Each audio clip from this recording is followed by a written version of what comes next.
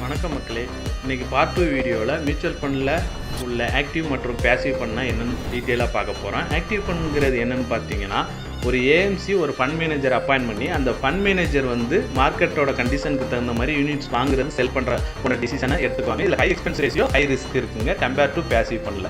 Passive ஃபண்ட்னா என்னென்னு பார்த்தீங்கன்னா, பெஞ்ச்மார்க்கில் ஒரு ஸ்டாண்டர்ட் இண்டெக்ஸை இந்த ஃபண்ட் எல்லாமே மெயின்டைன் பண்ணி போயிட்டுருக்கோம். ஸோ இதனால் பார்த்தீங்கன்னா லோ ரிஸ்க்காக இருக்கும், அதே சமயம் என்னென்னு கேட்டிங்கன்னா லோ ரிட்டர்னும் இருக்கலாம். ஆனால் வந்து என்னென்னு கேட்டிங்கன்னா இன்வெஸ்ட்மெண்ட் மணி வந்து எப்போதுமே சேஃபாக இருக்கும். ஸோ எப்போதுமே பேசிவ் ஃபண்டில் இன்வெஸ்ட்மெண்ட் பண்ணுங்கள். எக்ஸாம்பிள் ஆஃப் ஆக்டிவ் ஃபண்ட்னா என்னென்னு கேட்டிங்கன்னா ஸ்மால் கேப் மிட் கேப்புங்க. எக்ஸாம்பிள் ஆஃப் பேசிவ் ஃபண்ட் என்னென்ன இருக்குது அப்படின்னு பார்த்தீங்கன்னா டெட் ஃபண்ட் இருக்குது, இடிஎஃப் இருக்குது, அது போக இண்டெக்ஸ் ஃபண்ட் இது மாதிரி இருக்குங்க.